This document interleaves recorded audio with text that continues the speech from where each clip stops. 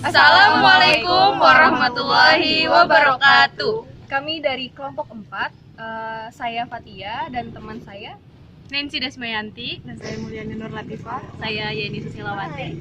Di sini kami dari kelompok 4 ingin membawakan sebuah tema yang berjudul Rahan atau Gadai Syariah. Baik, langsung saja, selamat menyaksikan.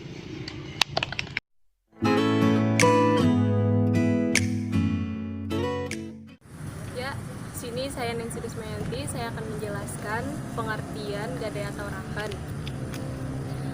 Gadai atau rahan berarti tetap, kekal, dan jaminan. Secara keseluruhan, pengertian gadai dan rahan artinya adalah menahan suatu barang dari nasabah sebagai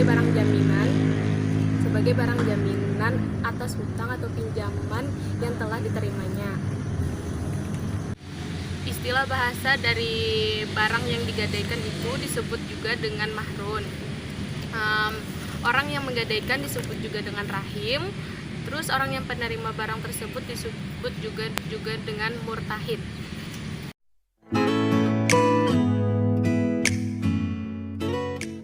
Perbedaan rahan dengan pegadaian, kalau rahan itu dalam hukum Islam dilakukan secara sukarela atas dasar tolong-menolong tanpa mencari keuntungan. Sedangkan kalau pegadaian itu sama prinsipnya tolong-menolong, tapi kalau pegadaian itu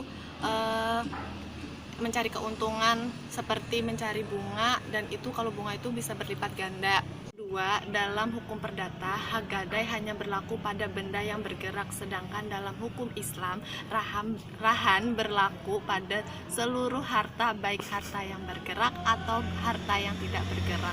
Yang ketiga, dalam rahan, menurut hukum Islam tidak ada istilah bunga uang. Yang keempat, gadai menurut hukum perdata dilaksanakan melalui suatu lembaga yang di Indonesia disebut perum pergadaian. Sedangkan rahan menurut hukum Islam dapat dilaksanakan tanpa melalui suatu lembaga atau perorangan.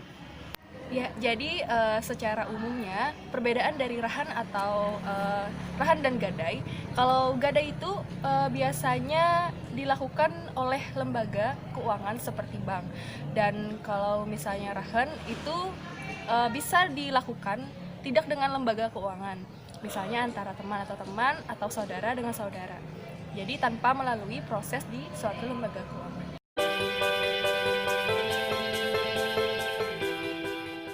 Baik, di sini kami akan menjelaskan tentang fatwa DSN MUI mengenai rahan.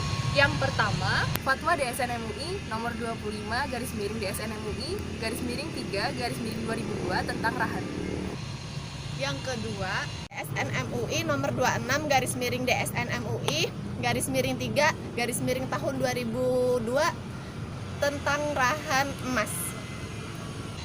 Yang ketiga, fatwa DSN MUI nomor 68/2008 tentang rahan tasjili.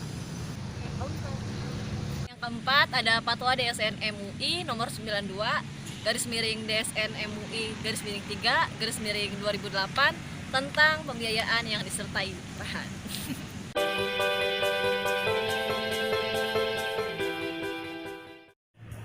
Baik, di sini saya akan menjelaskan tentang mekanisme operasional gadai syariah. Di sini mekanisme operasional gadai syariah sangat penting dilaksanakan karena jika ada salah satu komponen yang tidak terpenuhi, maka proses dari gadai syariah tersebut tidak efektif dan tidak efisien. Di sini pihak bank atau pihak lembaga keuangan syariah diusahakan untuk tidak mempersulit nasabah sehingga nasabah dengan nyaman bisa bertransaksi atau melaksanakan gadai dengan pihak bank syariah. Akad yang digunakan dalam gadai syariah ini harus jelas dan sesuai dengan syariat dalam Al-Quran atau hadis. Di sini transaksi harus jauh dari riba dan gharar tentunya. Oleh karena itu, pengawasan oleh pihak DSN MUI atau DPS, Dewan Pengawas Syariah, sangat penting dilakukan agar tidak terjadi kekurangan atau kelemahan atau kekurangan dalam transaksi gadai syariah tersebut.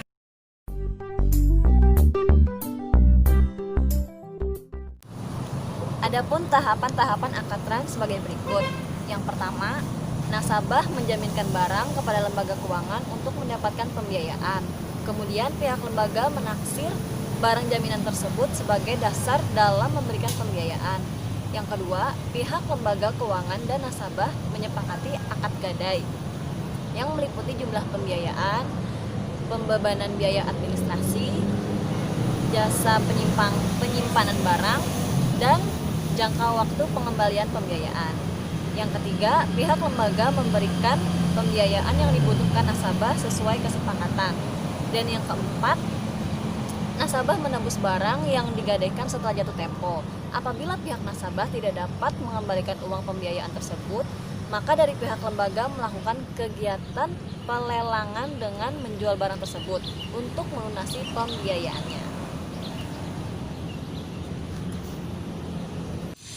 Pengaplikasian rahan dalam perbankan syariah ada dua. Yang pertama, sebagai produk pelengkap, yaitu sebagai akad tambahan terhadap produk lain seperti pembiayaan murabahah.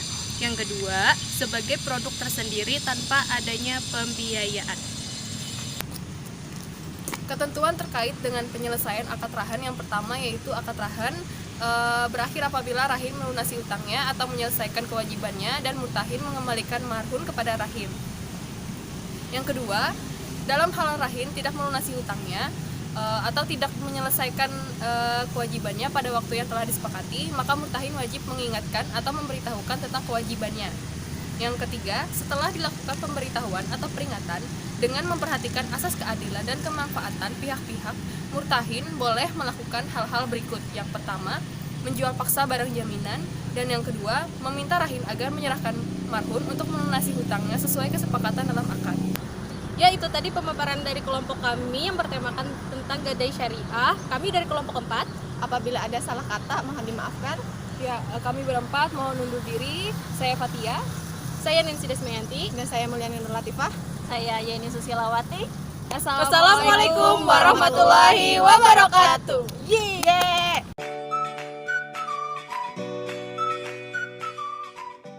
Dengan rahan, pertama ada fatwa DSN.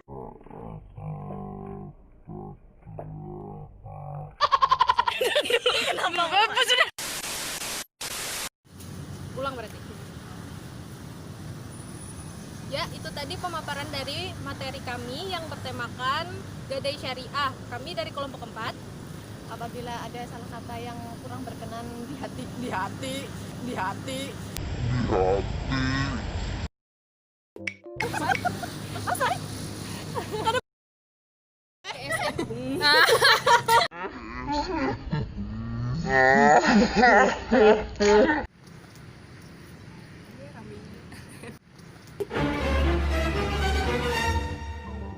Hai, itulah tadi tugas kami bikin video yang bertemakan tentang rahan untuk memenuhi tugas kami yaitu fatwa bisnis syariah oleh Ibu Fitri. Semoga bermanfaat, terhibur. Semoga terhibur. Semoga terhibur. Dah, see you.